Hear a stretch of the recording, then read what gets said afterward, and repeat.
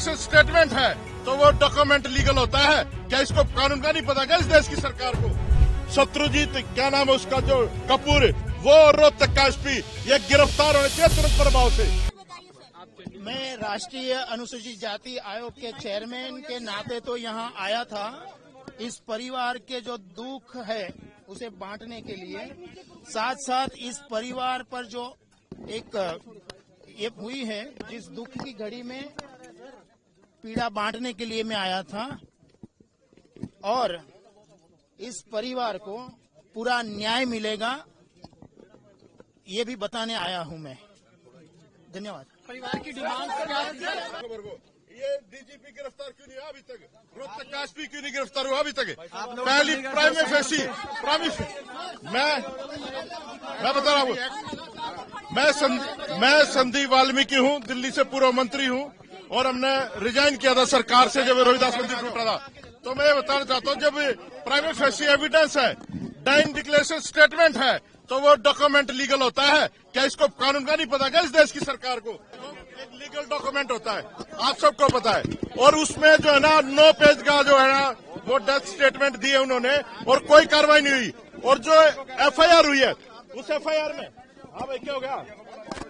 हाँ गाड़ी ले जा प्रेन गए ले जा, चेयरमैन ने बता देंगे। चेयरमैन ये सब नकली चेयरमैन पेयरमैन है, सरकार के गुलाम लोग, ये लोग सरकार के गुलाम है, ये लोग कुछ नहीं कर सकते।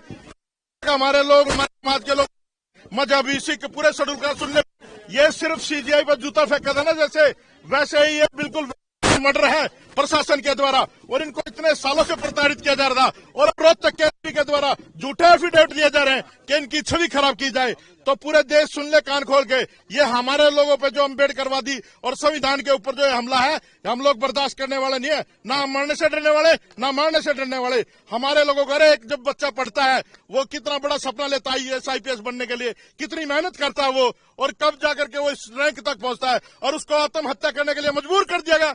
उन लोगों के ऊपर कोई बात नहीं हो रही है, देश का प्रधानमंत्री नहीं बोलता है, मुख्यमंत्री नहीं बोलता आते समय घर पे। और कमाल की बात देखिए, जिन लोगों का उस डेथ जो उन्होंने नोट था उसमें जिन लोगों का नाम है वो लोग यहाँ सांत्वना प्रकट करने आ रहे हैं, बहुत सारे लोग। ये कमाल की बात है, मतलब जो कल्पित हैं, जो मर्डरर हैं, उन लोगों को बचाया जा रहा है। और ये सरकार चाहे गणेश हत्याकांड हो चाहे कोई सा भी कांड हो हमेशा दबाया गया है। और ये जो हरियाणा में हो रहा है, पंजाब में हो रहा है, ये दलितों के ऊपर जानबूझ करके एट्रोसिटी हो रही है, हमारे लोगों को छेड़ा जा रहा है, उकसाया जा रहा है। रोज की रोज रायबरेली में कभी हरिओम को मारा जाता है, कभी मनीषा रोहतक कांड होता है। अरे क्या कौन सी इंसानियत पैदा करना चाहते हैं आप लोग? तो आप लोगों से निवेदन है कि हमारी एक ही डिमांड है कि सबसे पहले जो कल्पित है शत्रुजीत क्या नाम है उसका जो कपूर, वो रोहतक का एसपी, ये गिरफ्तार होने चाहिए तुरंत प्रभाव से। नहीं तो जो है ना ये चंडीगढ़ जाम करेंगे हम लोग और शांतिपूर्ण ढंग से करना चाहते हैं हम लोग। कान खोल के सुन लो प्रशासन के लोग भी। मैं संदीप वाल्मीकि पूर्व मंत्री दिल्ली सरकार, और ये केजरीवाल जैसे लोगों के ट्वीट भी नहीं आते जो कहते।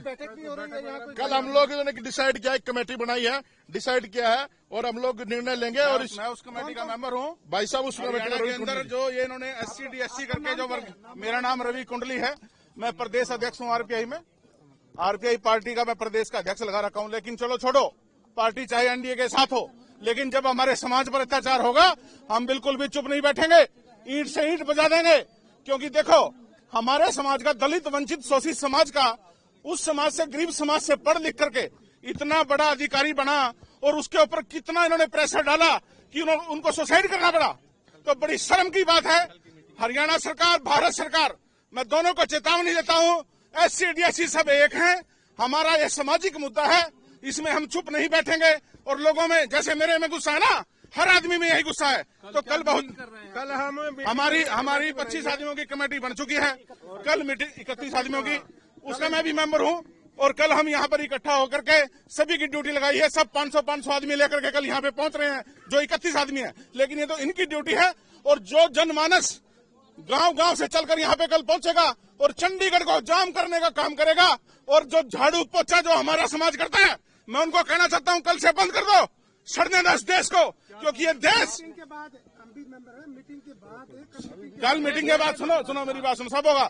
जब तक हमें इंसाफ नहीं मिलेगा हम ईंट से ईंट बचा देंगे, ये हम वादा करते हैं।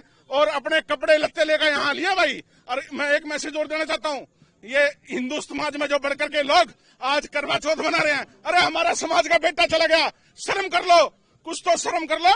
तो ये गुस्सा शांत होने वाला नहीं है। जैसे अभी बहुजन नेता संदीप भाई ने कहा कि हमारे समाज का बच्चा गया है, कोई छोटी बात नहीं है और हम इससे पीछे हटने वाले बिल्कुल भी नहीं है।